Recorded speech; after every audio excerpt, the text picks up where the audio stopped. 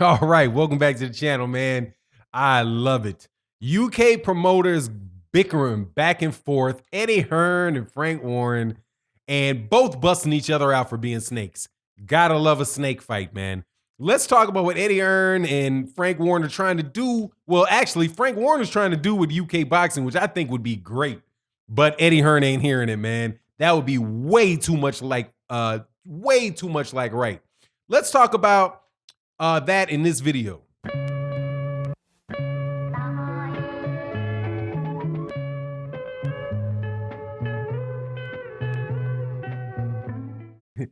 All right, welcome back to the channel, man. So Eddie Hearn and Frank Warren, the two leading promoters out there in the UK.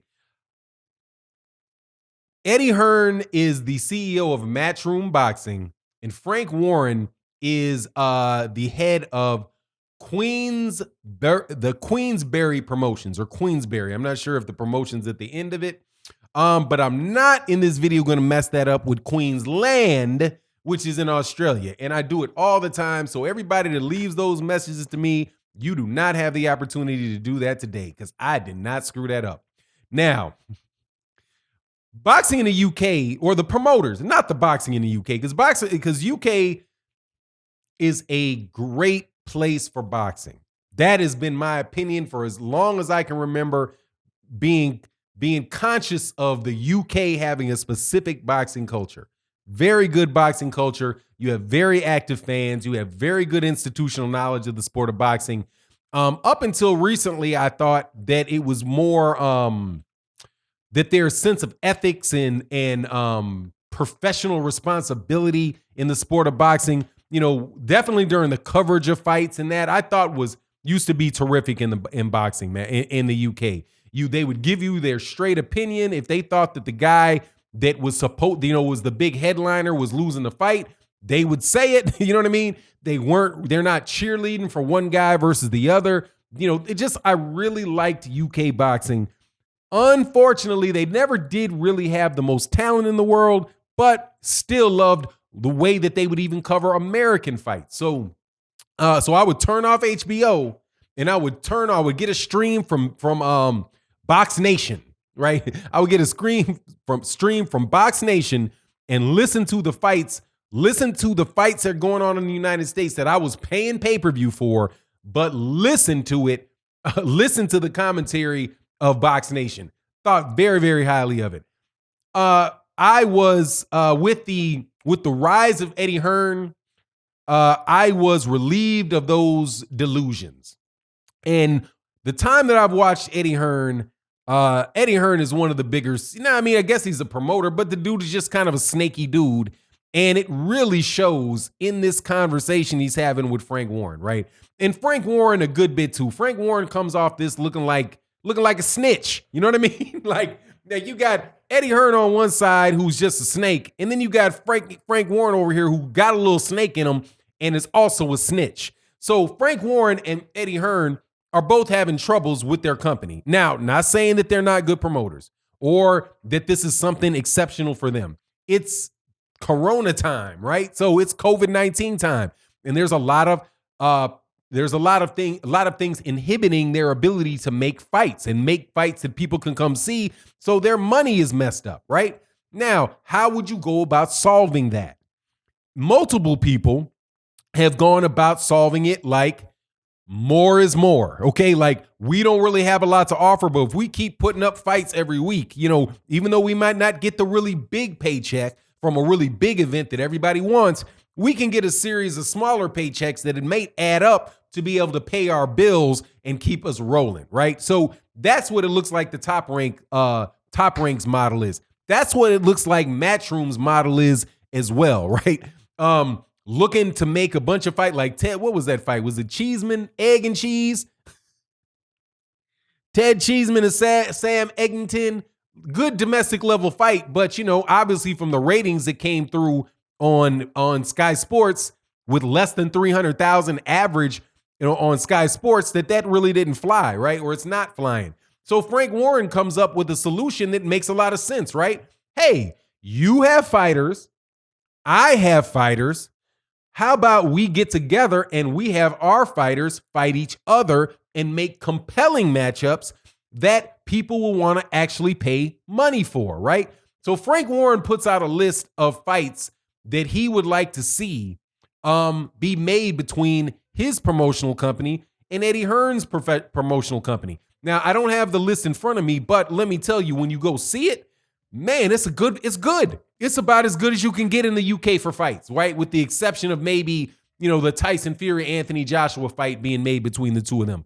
But other than but you can't get that because Tyson Fury got to fight Deontay Wilder and AJ's locked up. But they have things like Dillian White versus Daniel Dubois. You have Boatsi versus Yard. I think there was some fights down there with like Williams, like can't remember what this is. Gary Williams, a tough fighter, man, at 154 pounds against, but anyway, just up and down. You have Conor Benn, matched up against somebody else who I ain't never heard of. But I like Conor Benn. I've seen him fight a couple times. I think he's a good fighter. Enjoyable. I enjoy watching him. So anyway, it's a perfect scenario because you have, two major promotional companies and Frank Warren is saying, hey man, let's have our fighters fight each other and we can make a bunch of money off of it, right? Eddie Hearn is like, nah, man, I'm not feeling you on that. And you a snitch. So Eddie Hearn comes out and says, look, man, I understand that you're having difficulties and all that. And maybe I'll think about helping you, but nah, man, you were just snitching on me last week. That's why I'm like, dude, all these guys getting exposed, right?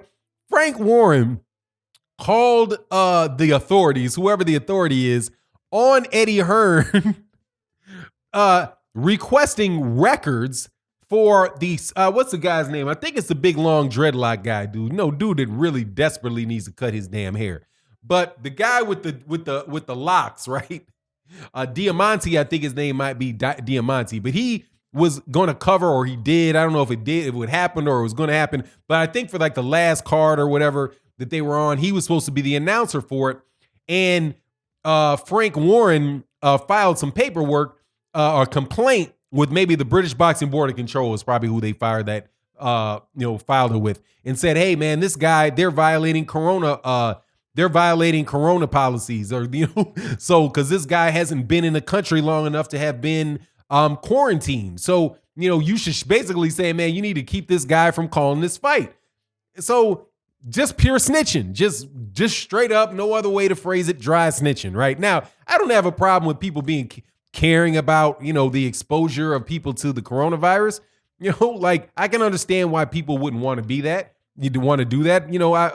My son plays basketball at a place. There started to be way too many people up in there. And I had to say, we might have to take a month break from boxing, from basketball, and do some stuff somewhere else because it's just not worth infecting my family, right? So I can make that decision. But would I go snitch on my neighbor? You know what I mean? Because they're in their backyard and you're like, oh, there's two people way too close to each other. Let me call the police on them for them standing too close together in their backyard against public policy. That would make me an absolute snitch. So I can understand why Eddie Hearn would have a problem with Frank Warren snitching on him. And Frank Warren, on the other hand, said, he even admitted he snitched on him. He's like, that's a legitimate concern. It's a legitimate concern, dude. But are you really trying to make these fights with Eddie Hearn? You know what I mean? And Eddie Hearn brought up a really good point. He was like, hey, you could have called me and asked me about that instead of putting out a poster, to the world, trying to box me in. Like, man, Eddie Hearn, you the master of that, dude. So it's like one snake uses the tactic of another snake. You know what I mean? And the snake is like, oh man, you stealing my style, man. The whole thing is hilarious to me. But it does point out this though, that the UK boxing really, if Frank Warren and Eddie Hearn were to put together the card that Frank Warren laid out, and I had to pay $20 in the United States to see the fight. If Dillian White and Daniel Dubois, Boatsi, and Yard, and you had 3 or 4 more fights of that same caliber, I would pay the $20 for that. Because that would be an entertaining night of fights, I would love nothing more than to see Daniel Dubois knock out Dillian White, right? But see, that could be the main reason why Eddie Hearn was like, nah, I'm not going to do that, because what's going to wind up happening is I'm going to lose a bunch of fighters. See, what Frank Warren lined up right there, it could be considered a suicide mission for Eddie Hearn, right? Because what happens, Dillian White loses, right? So now Dillian White's not going to be the mandatory for the WBC, right? Daniel Dubois is going to fly up the rankings, and Daniel Dubois is a more talented fighter than Dillian White. So Eddie Hearn is not going to be interested in doing that. Eddie Hearn is going to be interested in stealing Daniel Dubois, right? Like, he would make that fight, but that's only if he can find a way to steal Daniel Dubois from Frank Warren. Then he might make that fight. So, it ain't nothing different in the UK with the promotional companies battling each other and snitching on each other. And it seemed like that battle between Eddie Hearn and Frank Warren might actually be worse than like what goes on between say Oscar De La Hoya and Bob Arum, right? They seem much more willing to make fights with one another and work with one another than Frank Warren and Eddie Hearn are. But I suspect that also has a lot to do with Eddie Hearn's immaturity and his deep-seated desire to be the biggest man, most important man in boxing.